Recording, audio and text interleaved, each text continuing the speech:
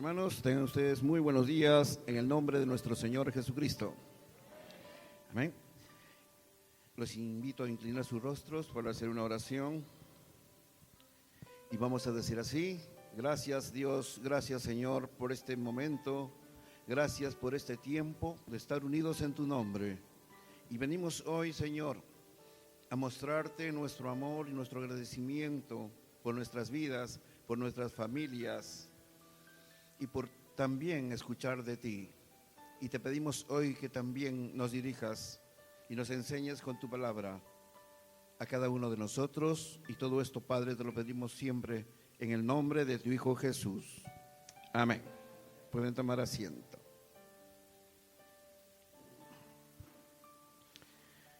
Hoy vamos a tratar un tema sobre la mujer samaritana. Obviamente hemos leído muchas veces y hemos hablado de este tema, pero siempre la palabra no pasa, la palabra permanece, y la palabra siempre nos va a enseñar algo nuevo cada día, algo diferente para ser mejores. Y los invito a abrir sus Biblias en Juan capítulo 4 y vamos a hacer lectura hasta el versículo 30. Y la palabra del Señor dice lo siguiente: cuando pues el Señor entendió que los fariseos habían oído decir, Jesús hace y bautiza más discípulos que Juan, aunque Jesús no bautizaba sino sus discípulos, salió de Judea y se fue otra vez a Galilea. Y le era necesario pasar por Samaria. Vino pues a una ciudad de Samaria llamada Sicar, junto a la heredad que Jacob dio a su hijo José. Y estaba allí el pozo de Jacob.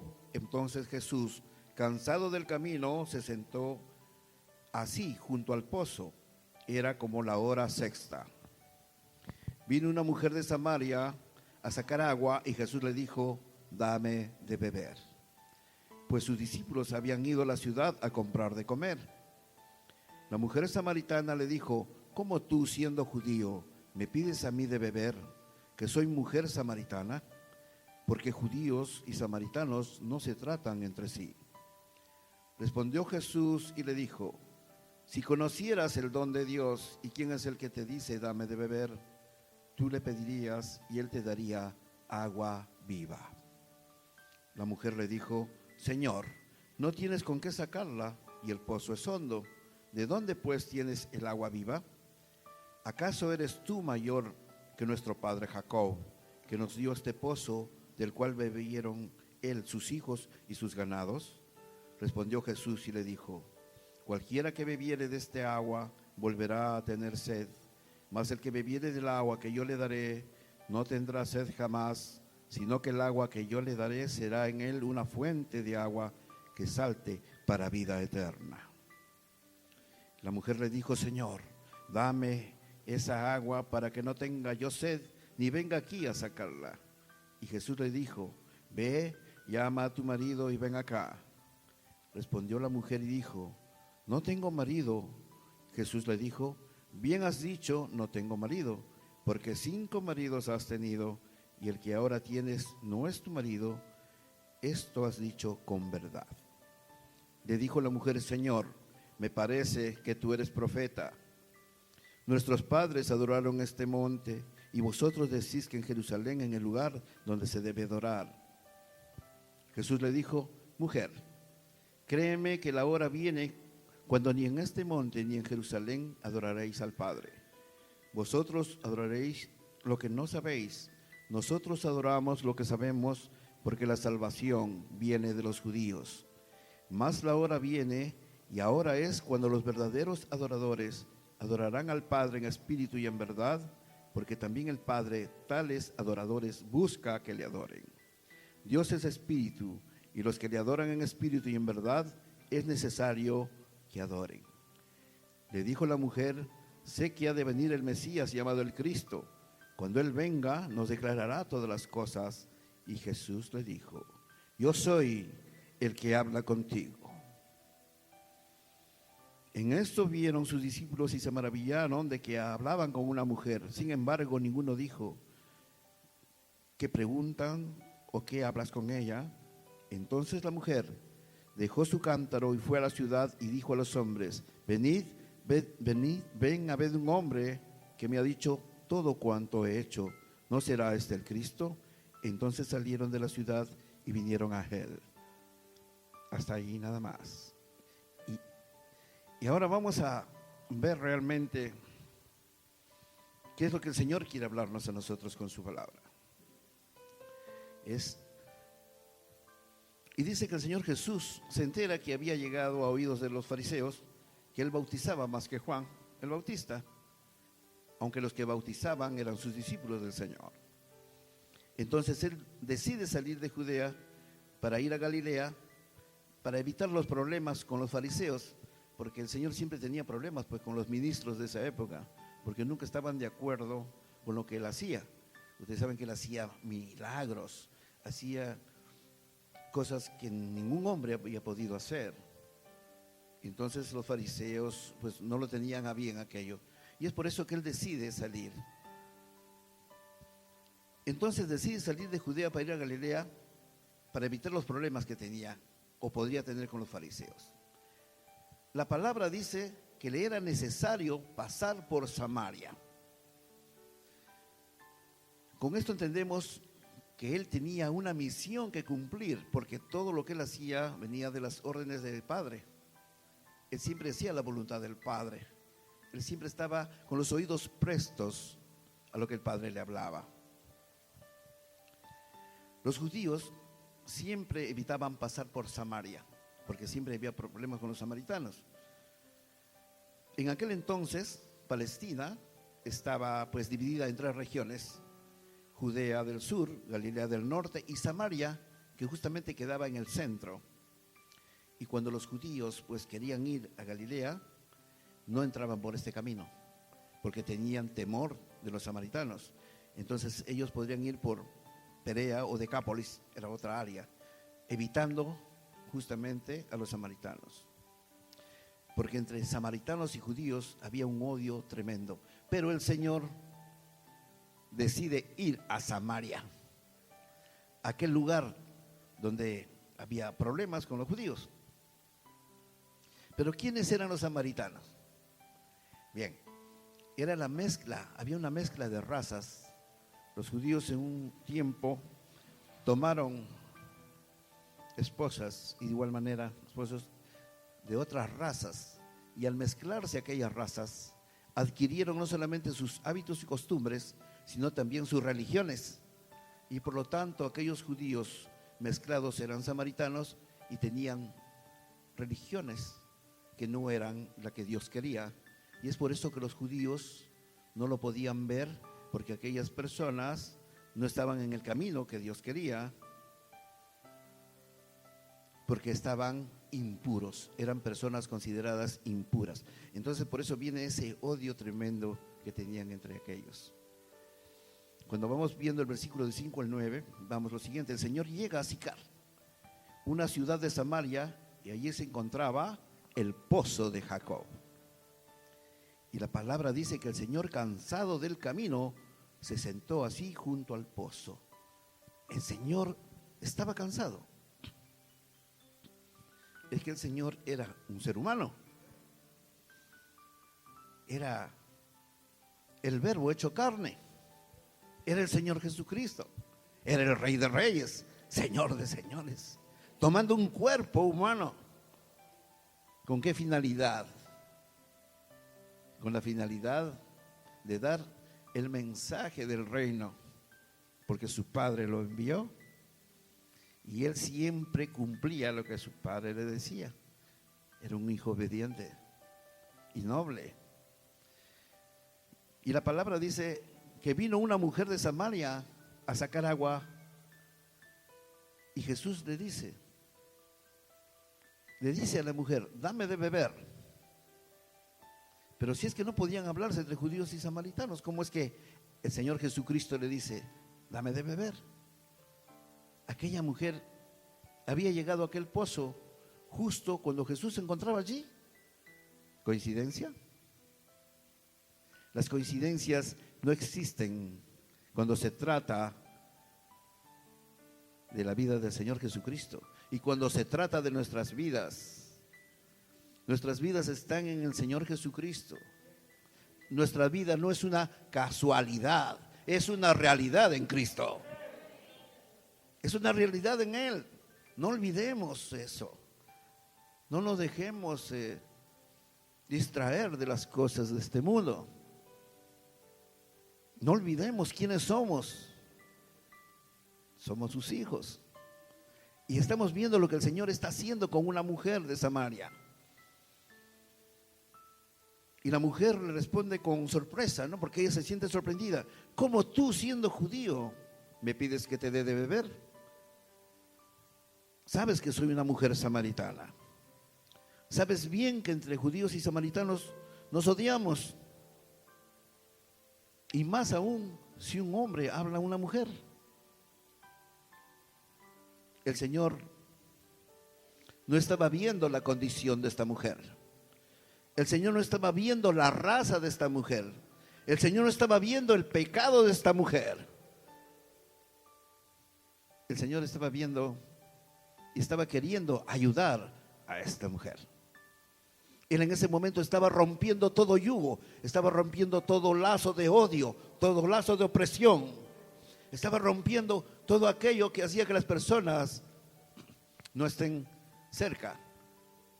Estaba rompiendo el odio que había entre samaritanos y judíos.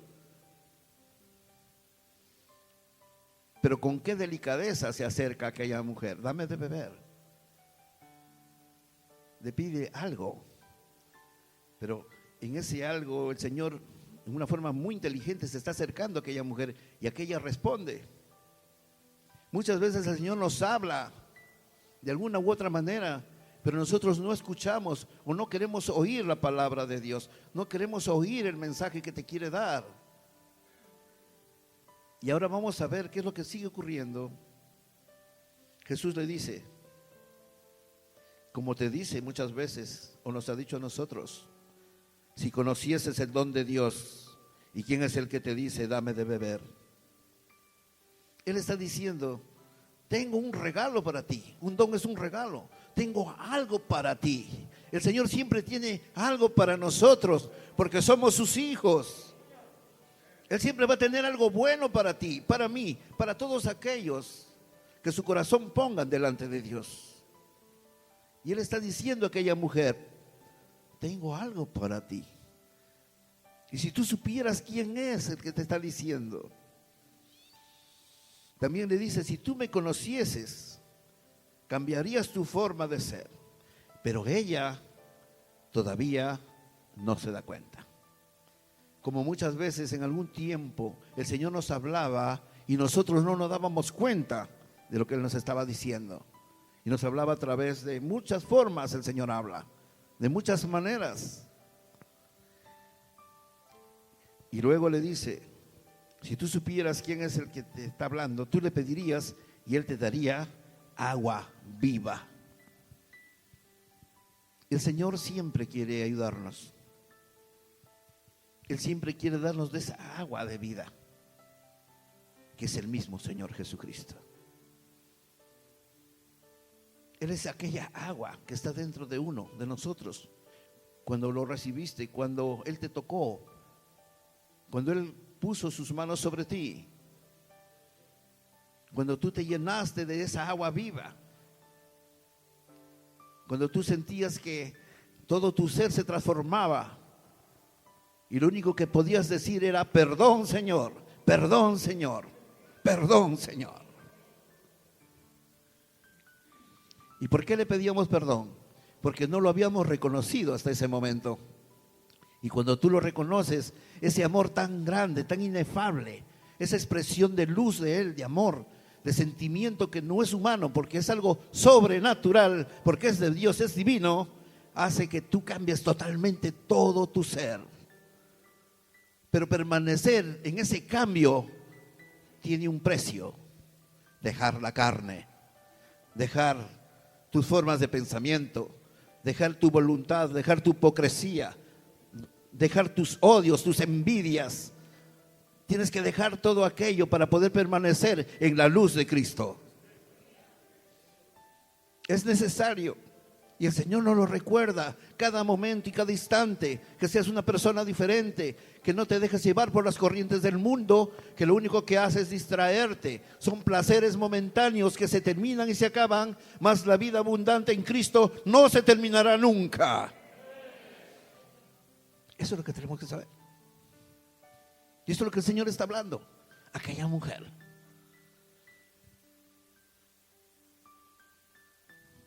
Entonces la mujer le dice: Señor, no tienes con qué sacar el agua.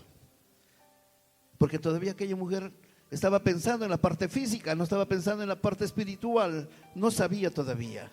Ella lo veía al Señor Jesucristo como una persona que necesitaba algo y quería darle algo. Pero también como Él le ofrece agua, entonces dice: pero Señor, tú no tienes de dónde vas a sacar, si no tienes ni una vasija. La única vasija la tengo yo. Porque estaba pensando en esa forma. Porque ella no sabía quién era el que le estaba hablando realmente. La samaritana le dice luego: ¿acaso eres tú mayor que nuestro padre Jacob? La samaritana compara al Señor con Jacob, porque Jacob había puesto ese pozo, y había puesto esa agua, y había puesto todo aquello para que se alimentaran la familia y todo aquello, los animales y todo. Y dice: ¿tú podrás hacer algo mayor que este pozo? Seguía pensando en forma física. Jesús le responde: cualquiera que bebiere de esta agua, se refiere a ese pozo de Jacob, volverá a tener sed. Esta agua solo calmará la sed del cuerpo. Y la pregunta que el Señor nos hace hoy: ¿de qué tienes sed? Hermano, hermana, amigo, ¿de qué tienes sed? ¿Qué es tu prioridad en la vida? ¿Tienes sed de dinero? ¿Tienes sed de posición? ¿Tienes sed de placeres del mundo? Esa agua del mundo no llenará tus vacíos. No podrás llenar tus vacíos. Nada que puedas encontrar fuera te va a llenar tus vacíos. Nada. Todo es una mentira. El único que te va a llenar tus vacíos es el Señor Jesucristo. Pero ¿cómo te va a llenar tus vacíos si tú no conoces al Señor Jesucristo? Tienes que conocer al Señor Jesucristo. Tienes que saber lo que quiere Dios, qué propósitos tiene en tu vida. Si tú no conoces los propósitos de Dios que tiene en tu vida, entonces tu vida va a ser una vida de caos, una vida de placeres, una vida de decisiones equivocadas. Entrarás en el alcohol, en la droga, en la pornografía, entrarás en todo aquello que el mundo atrapa al que no conoce a Dios.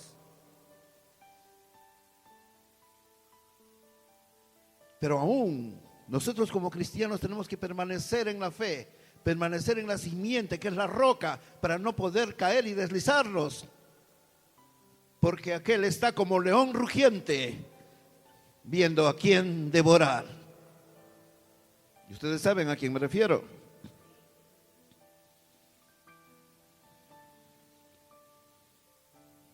Y el Señor le dice: mas el que bebiere del agua que yo le daré, no tendrá sed jamás, sino que el agua que yo le diere será en él una fuente de agua que salte para vida eterna.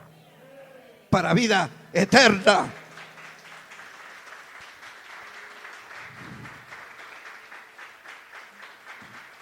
Para esa vida que el Señor nos da, para esa vida que Él te da a ti con amor.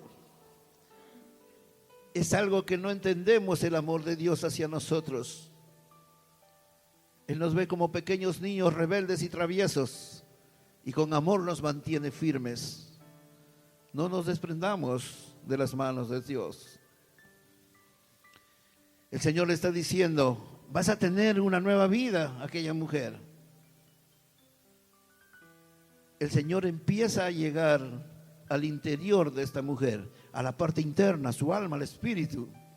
Ya le está hablando hacia adentro. Y aquella mujer ya está empezando a reflexionar. Ella le dice: Señor, dame de esa agua para que no tenga sed ni venga aquí a sacarla. Estaba pensando, pero seguía pensando en la parte material, seguía pensando en la parte terrena. Como muchos hoy, nosotros de jóvenes, ¿qué es lo que pensábamos? Nos sentíamos los dueños del mundo. Todo lo podíamos, todo queríamos hacer. Y cuando a veces hagas esto, no hagas aquello, nos molestaba, ¿verdad? Porque nos cortaban las alas para poder hacer lo que queríamos hacer. Porque había un poco de rebeldía, falta de conocimiento, todavía no conocíamos a Cristo. Entonces podíamos tomar cualquier decisión y a veces eran decisiones muy equivocadas. Pero el Señor permitía que de alguna manera conozcamos un poco del lado oscuro para saber qué es la luz. Si tú no conoces parte de las tinieblas, no vas a conocer qué es la luz. Pero el Señor no quiso que permanezcamos en tinieblas, porque Él nos abrió los ojos y nos dio una vida diferente, como la que el Señor quiere dársela a esta mujer. Jesús le dice: ve, llama a tu marido y ven acá. Lo que le dice Jesús a esta mujer la hace pensar. Y es muy posible que aquella mujer en ese momento haya recordado todos sus pecados, todo lo que había hecho, con esa pequeña pregunta que el Señor le hace. Pero entendamos que el Señor conoce tu vida, conocía la vida de aquella mujer. Era el Verbo, era Dios. Él conocía todo. ¿Y eso qué significa? Que a Dios jamás podrás engañar. Y ella le contesta: no tengo marido. Y el Señor le dice: bien has dicho, no tengo marido, porque 5 maridos te dio. Y el que ahora tienes no es tu marido. Esto has dicho con verdad. El Señor, ¿qué nos está enseñando aquí? Tienes que confesar tus pecados a Dios. No puedes esconder delante de la presencia de Dios lo que es la verdad. Y el Señor alaba a esta mujer y dice: bien has dicho, porque has dicho la verdad. Otra enseñanza más para nosotros. Delante de Dios jamás puedes decir nada, porque Él lo conoce todo. Esta mujer, al oír a Jesús, se siente descubierta, como muchas veces nosotros hemos sido descubiertos por el Señor. Pero el Señor no pone testigos al costado. El Señor te habla directamente a tu corazón. Él te habla directo a tu corazón, porque lo sabe todo. Y en el verso 19 dice: Señor, me parece que tú eres profeta. Nuestros padres adoraron en este monte y vosotros decís en Jerusalén. Es el lugar donde se debe adorar. Y aquella mujer comienza a sacarlo un poco del tema y comienza a hablar de otras cosas. Jesús le dice: créeme que la hora viene cuando ni en este monte ni en Jerusalén adoraréis al Padre. Vosotros adoraréis lo que no conocen o no sabéis. Nosotros adoramos lo que sabemos, porque la salvación viene de los judíos. Justamente esto le dice el Señor. Cuando se habla de esta parte, ¿dónde se debe adorar? Lo que pasaba es que los judíos adoraban en Jerusalén y los samaritanos adoraban en un templo en el monte de Gerizim. Pero en este templo habían falsos dioses. Entonces la adoración no era completa, era una adoración falsa, era una mezcla entre idolatría y religión y costumbres.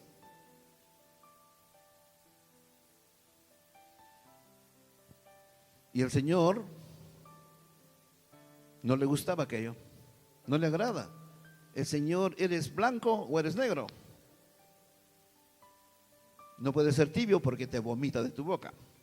Es preferible que seas de un solo color. Es preferible que sepas a quién sirves, a quién estás sirviendo, quién es tu Dios, quién te dirige, quién te dio la vida. Tienes que saber muy bien a quién estás adorando. Y es por eso justamente que el Señor le habla. ¿Y sabes qué?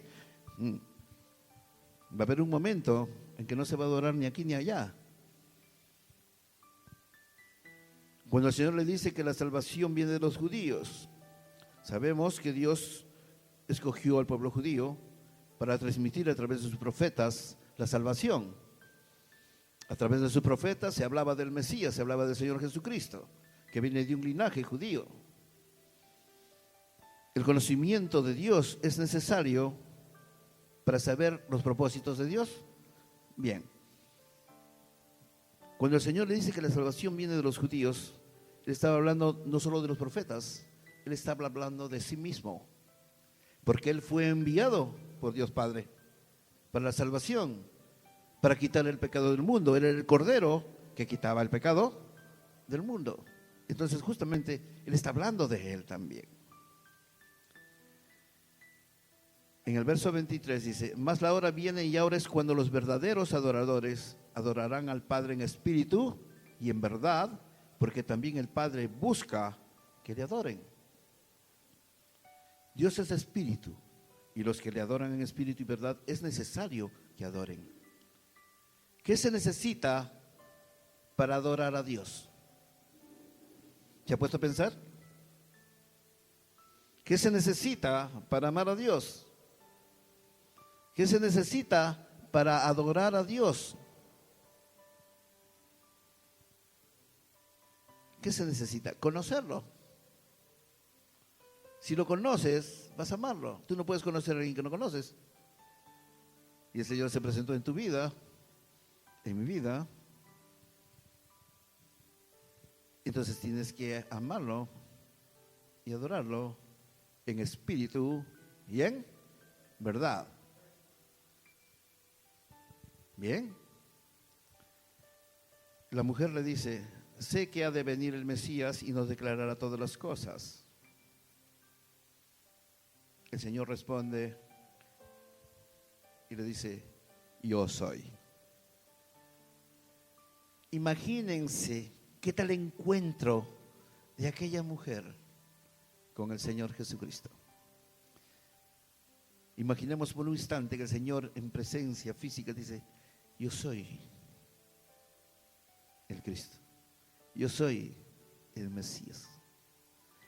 Estamos hablando del Hijo de Dios, estamos hablando del Señor Jesucristo, estamos hablando de esa magnificencia, estamos hablando de la humildad, estamos hablando del amor de Dios para sus hijos, el acercarse a nosotros para tener una vida nueva, una vida en abundancia.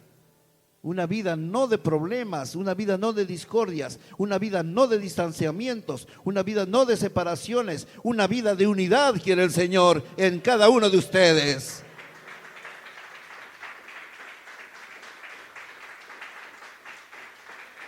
El Señor no quiere que veas a tu propia familia como enemigo y a tus vecinos. Si el Señor pensara como algunas personas piensan, nosotros no estaríamos hablando del Señor Jesucristo en este momento. No estaríamos aquí. Simplemente no estaríamos aquí.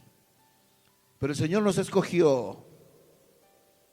Y te escogió a cada uno de ustedes, los escogió el Señor. Cada uno que está escuchando la palabra, lo escogió el Señor. Y sus palabras no pueden ir vacías de tu corazón. Tienen que ir llenas del Espíritu. Un espíritu lleno de cambio. No vas a volver igual. De nada sirve que vengas a escuchar la palabra y sigas haciendo lo que sigas haciendo. Sigas pensando lo mismo. Sigas actuando de la misma manera. Sigas maldiciendo. Sigas hablando en la espalda de las personas. Sigas murmurando. Sigas en el chisme. Sigas en la calumnia. No eres cristiana o cristiano. Simplemente no conoces a Cristo. Y no te puedes jactar de conocer porque no lo conoces, porque no hay amor en tu corazón. Y si no hay amor en tu corazón, es porque mora el que no es de Dios. Es necesario saber a quién adoras. No puedes maldecir y decir Dios te amo, porque eres falso y estás mintiendo. Y al Señor no se le puede mentir. No se le puede mentir. Puedes mentirte a ti misma, a ti mismo, pero a Él jamás se le podrá mentir. Él es un Dios de amor, un Dios de paz, un Dios de unidad. El Señor quería unidad. Buscó unidad con los samarios y los judíos. Habló a una mujer samaritana que estaba prohibido. Rompió las cadenas, como hoy está rompiendo las cadenas de tu corazón. Y te está haciendo reflexionar. Y te está haciendo ver qué tan bueno o qué tan malo eres en tu forma de ser. Pero el Señor no te viene a juzgar. El Señor no te está apuntando y señalando y te está diciendo y mandándote al infierno. No, el Señor quiere que salgas de ese pozo, salgas de aquello donde estás y que su nombre esté en su corazón y que nuestro nombre esté apuntado en el libro de la vida. El Señor le responde: yo soy. Él no la juzga, Él no ve su raza, Él no ve su pecado. El Señor le indica el camino y le dice: yo soy el camino, la verdad y la vida, y nadie puede venir al Padre si no es por mí. El único camino es Él.